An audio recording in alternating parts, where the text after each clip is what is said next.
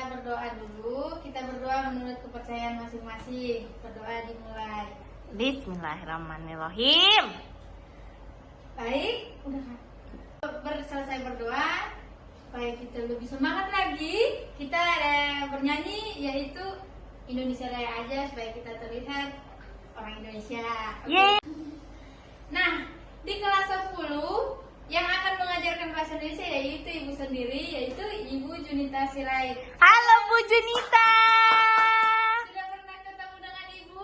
Belum. Oke, ada baiknya kita kenal maka sayang. Tak kenal. Kenal maka sayang. Kenal maka lebih sayang. Oh. Atau sebaliknya?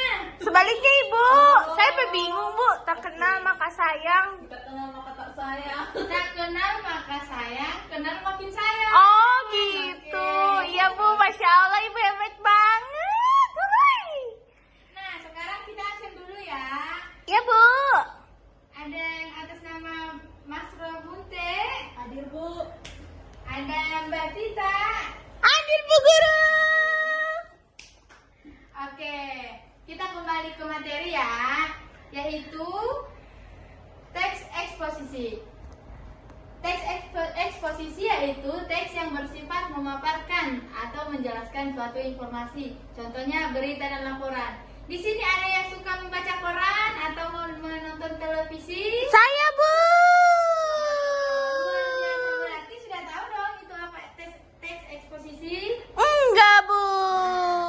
Di sini kita lebih memperjelas lagi apa itu teks eksposisi. Dan yang kedua yaitu karangan atau paragraf yang bersifat eksposisi itu disebut ekspositiris. Contohnya yaitu contoh tema yang dikembangkan, manfaat ekstrak kulit manggis.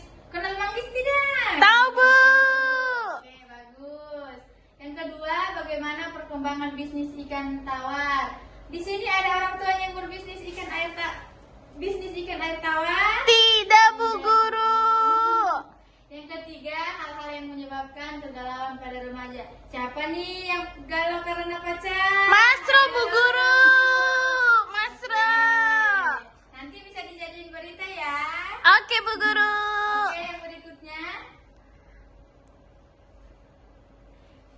yaitu ada ciri-ciri teks eksposisi. Yang pertama bersifat non-fiksi ilmiah.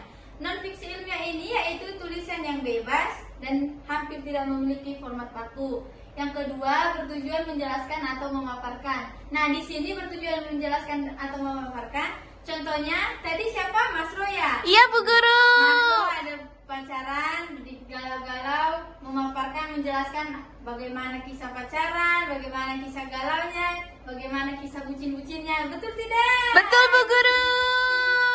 Nah, yang kedua, yang berikutnya bersifat fakta.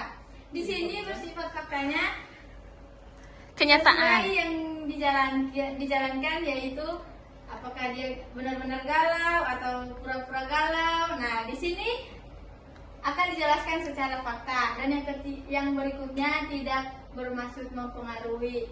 Nah, tidak bermaksud mempengaruhi ini yaitu diusahakan tidak mempengaruhi sekitar. Oke, yang berikutnya struktur teks eksposisi. Yang pertama tesis atau pembukaan. Tesis atau pembukaan ini merupakan pendapat atau opini. Contohnya tadi teman kita Masro sedang galau. Nah, Mbak Tita memberikan pendapat atau opini bagaimana agar teman kita Mbak Masro tidak galau. Contohnya Mbak Tita ada kenalan Cowok lagi. cowok lain. Oh. Uhuy. Oke, yang kedua argumentasi. Argumentasi ini juga merupakan pendapat atau alasan yang merupakan isi. Nah, di sini juga temannya siapapun itu akan menjelaskan bagaimana sih enaknya galau. Nah, saling-saling curahan hati satu dengan yang lain. Yang ketiga, menegaskan ulang merupakan bagian penutup. Biasanya mengulangi tesis atau menyimpulkan argumentasi. Contohnya, teman Mbak Tita atau teman lain menjelaskan kepada Mbak Masro, bagaimana sih enaknya? Apakah kita harus terus-terusan galau atau kita lebih semangat lagi dari kegalauan tersebut? Oke, yang berikutnya yaitu pola pengembangan teks eksposisi. Yang pertama, pola pengembangan umum atau khusus disebut dengan deduksi. Yang kedua, pola pengembangan khusus dan umum yaitu induksi. Nah, perbedaannya deduksi dan induksi yaitu kalau deduksi dari umum ke khusus. Contohnya dari tempat umum, nah terus kita lagi menyimpulkan dalam khusus yaitu semisal dalam diri kita masing-masing. Dan induksi juga sebaliknya dari diri kita masing-masing ke publik. Dan yang ketiga, pola pengembangan proses.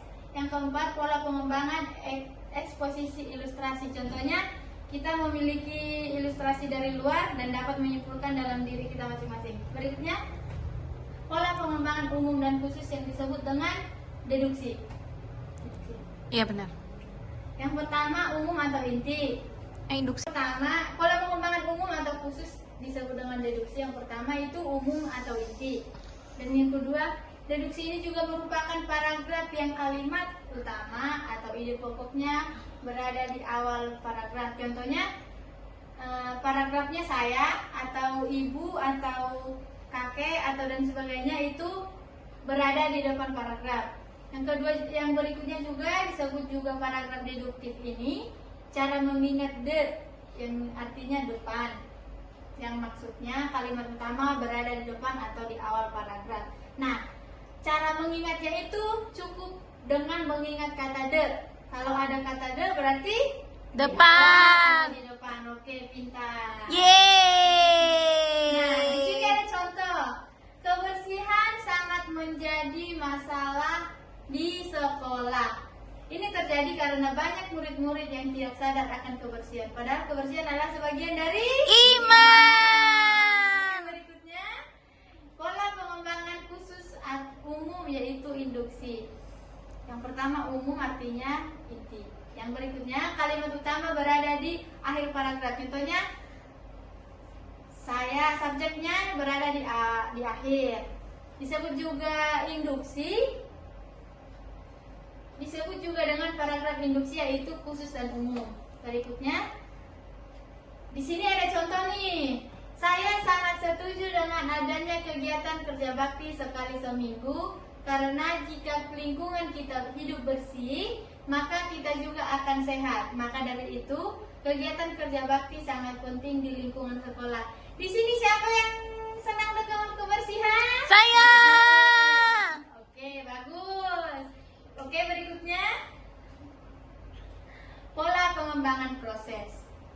Pola ini menjelaskan suatu proses yang berhubungan dengan terjadinya sesuatu atau yang berhubungan dengan cara melakukan sesuatu. Contohnya, kebersihan. Nah, bagaimana kita mengolah proses kebersihan ini? Apakah kita harus ngomel-ngomel dulu? Apakah kita harus mengerjakannya dengan kesadaran kita masing-masing? Nah, di pola pengembangan proses ini akan terlihat siapakah yang akan Nah, pada pola pengembangan proses ini terdapat yaitu gimana inisiatif kita, apakah kita sadar akan kebersihan. Oke, berikutnya ada di sini contoh, ada 5 cara untuk mengatasi rasa takut. Yang pertama, persiapkan diri Anda untuk tidak panik menghadapi situasi apapun. Siapa sih di sini penakut? Ada, Bu. Mas Robu. Yang kedua, pelajari sebaik-baiknya apa yang Anda hadapi. Contohnya di sini kita menakuti sedang mengendarai motor. Nah, kita menakuti ada polisi. Nah, cara sebaik-baiknya yang akan kita hadapi yaitu menggunakan Helm. Oke, yang ketiga, pupuk rasa percaya diri bahwa Anda mampu mengatasinya. Contohnya itu ya kita menyiapkan yang keperluan yaitu surat-surat kita harus lengkap dan helm juga. Yang berikutnya, keempat, pertebak keyakinan Anda bahwa setiap kesulitan pasti ada jalan kemudahannya. Nah, di sini kita kalau jika surat-surat kita atau helm keperlengkapan kita di saat mengendarai sepeda motor sudah lengkap, nah otomatis keyakinan kita dan kita tidak melanggar rambu lalu lintas setidaknya kita tidak takut lagi akan ada razia atau polisi. Nah, yang kelima, belajarlah terus-menerus menguasai diri dan mengembangkan kedewasaan berpikir. Nah, di sini jangan karena hanya tempatnya, lokasinya dekat, jadi kita tidak perlu menggunakan helm atau tidak Bawa surat-surat. membawa surat-surat tersebut. Oke, yang berikutnya, pola pengembangan eksposisi ilustrasi. Nah, yang pertama, pola ini menjelaskan informasi dengan ilustrasi atau contoh agar informasinya mudah dipahami. Contohnya, kita memiliki sebuah, contohnya pada sampai hari ke-8, bantuan untuk para korban gempa Yogyakarta belum merata. Hal ini terdapat di beberapa wilayah Bantul dan Jetis. Misalnya, di Desa Piyungan, sampai saat ini warga Desa Piyungan hanya makan singkong. Mereka mengambilnya dari beberapa kebun warga. Jika ada warga yang makan nasi, itu adalah sisa-sisa beras yang mereka kumpulkan di balik reruntuhan bangunan. Kondisi ini sangat menunjukkan bahwa bantuan pemerintah kurang merata. Nah, contohnya juga di sebuah ilustrasi, yaitu kita memiliki atau melihat sebuah bencana. Nah, di bencana ini kita memiliki ilustrasi atau kita memiliki pola pikir bagaimana kita menilai sesuatu kejadian tersebut. Apakah itu seperti ini, kondisi ini seperti menunjukkan bahwa bantuan itu atau peristiwa itu benar-benar terjadi karena dibuat sendiri atau bencana terjadi karena hal yang lain. Yang berikutnya, oke, karena sudah selesai, ada nggak yang sudah ngantuk? Mas Ropu Guru. Aduh, bagaimana ini? Oke, mari kita untuk mengevaluasi, mari kita membuat evaluasi tentang apa tadi, pola pengembangan deduksi, pola pengembangan induksi, pola pengembangan ilustrasi, dan pola pengembangan proses. Nah, untuk besok atau minggu ke depannya lagi, Ibu akan meminta tugas evaluasi yang akan dipresentasikan satu persatu. Baik, cukup sekian, sampai bertemu minggu depan. Terima kasih. Sama-sama Bu Guru.